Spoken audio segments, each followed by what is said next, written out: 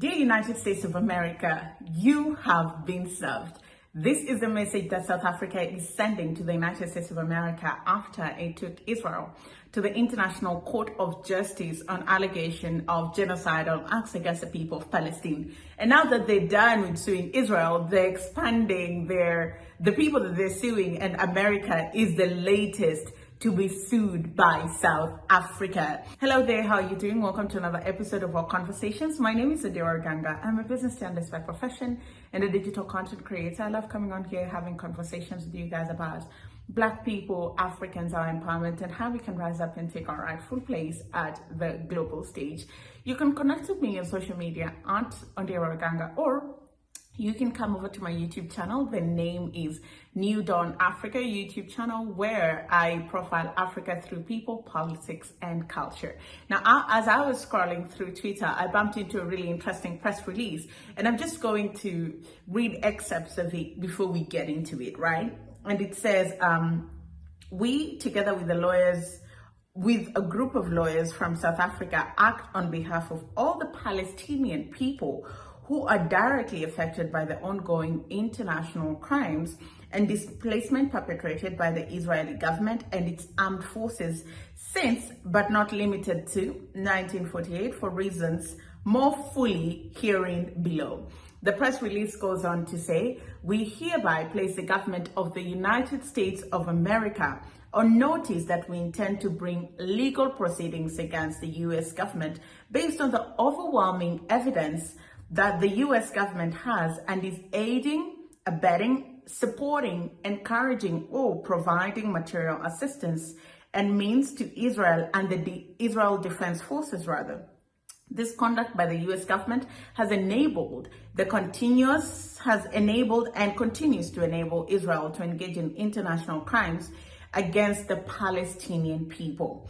These crimes result in, amongst others, the displacement of Palestinian people from their homes and property, destruction of Palestinian property, theft of Palestinian land, and which facilitates and assists Israel in committing the ongoing and current war crimes against humanity, genocide, and intentional killing of innocent civilians, including men, women, children, and babies, as well as the elderly and the disabled. It further goes to say, now this is exactly, they're getting into the nitty-gritties of the accusations against, or rather of the charges that they will levy against America. They say, without going into historical background, shots fired, of the US government blind support for Israel, which is in excess of 75 years, the US government has recently used purported emergency authority provisions to provide 14,000 tank shells, among others, to Israel without congressional review. In particular, the US government has indicated that it supposedly used the Arms Export Control emergency declaration for the tank rounds worth approximately $106.5 million for delivery to Israel early December of 2023. The US government did this full knowing that thousands of innocent Palestinians, mostly women and children, have been killed and are still being killed by the Israeli government under the hand of its armed forces. The tank shells so supplied by the US government to Israel is part of a bigger sale for which congressional approval will be sought for larger armed packages worth more than $500 million and compromises of, amongst others, 45,000 shells of Israel Macabre tanks, which tanks are regularly deployed in Israel offensive in Gaza, which offensive has killed thousands of civilians and continues to. So these are just some of the details of the press release. Sometimes why do I go into reading them?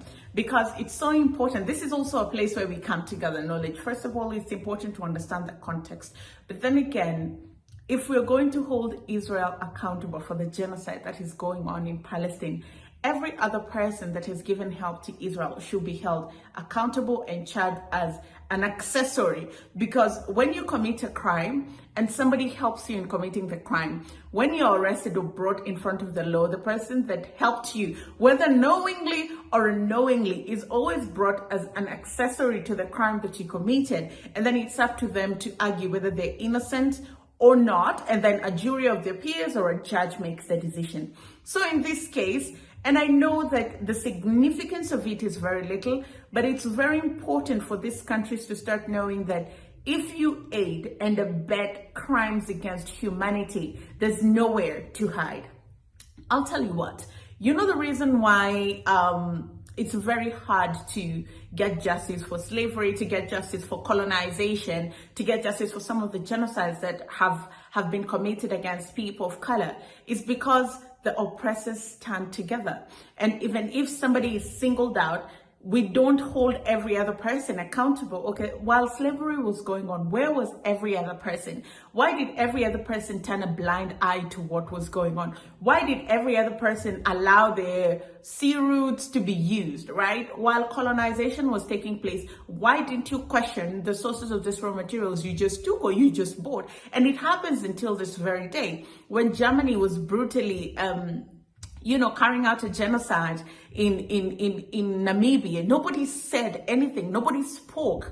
And these weapons are bought from other people. These weapons come from somewhere. The weapons that are being used to fight currently in DRC, they come from somewhere, and we can see there's a civil war in DRC. But then again, unless we start also holding accountable the people that are selling weapons of mass destruction to the people in DRC, to Sudan, then we're playing a zero-sum game, because the enabler still walks free. And we all know how influential or how impactful America's support is. When America and Germany throw their support behind you, baby, you've been given the card, you've been given the impunity card. Do as you please. Nobody is going to ask you anything. And again, America has always been too big to question. America has always been too big to go after, to hold accountable, to ask them to take any form of responsibility, but not anymore. People need to start knowing that there have to be consequences for all the actions that you do. And the matter in which Biden's administration bypassed congressional approval to get that aid to Israel. And when I say aid, you might think it's like food, water, medical supplies. No, it's weapons. It's technically weapons. And while they were trying to get a ceasefire deal in order to get food, to get water, to get medical assistance to people in Gaza and in Palestine, guess who voted against it? United States of America. So it's okay for them to bypass all rules, all checks and balances that have been put in place and get military support to Israel, but it's not okay for Palestine to get just a small window where they can get food and other supplies. Of course, another vote was carried and America still voted no, but at this point it didn't matter because the whole world was fed up. But it's almost like they have to really push the envelope so far for the rest of the world to push back. And South Africa, again, a country on the African continent, is showing us that no, nobody's above the law. You reap what you sow. If you're going to stand behind a genocide, and if you're going to supply them with weapons, and you're going to give them the moral support that they need to keep doing whatever it is that they're doing, when we're suing them, best believe we're suing you also, because you're an accessory to all the crimes that they've committed, because you're aiding and abetting everything it is that they're doing. Thank you so much for watching this video. My name is Ondiro Oganga. Click the like button if you like this video. Comment down below what your thoughts are, and connect with me on social media at Ondiro Oganga, or you can come over to my channel. The name of the channel is New Dawn Africa Channel, where I profile Africa through people, politics, and culture.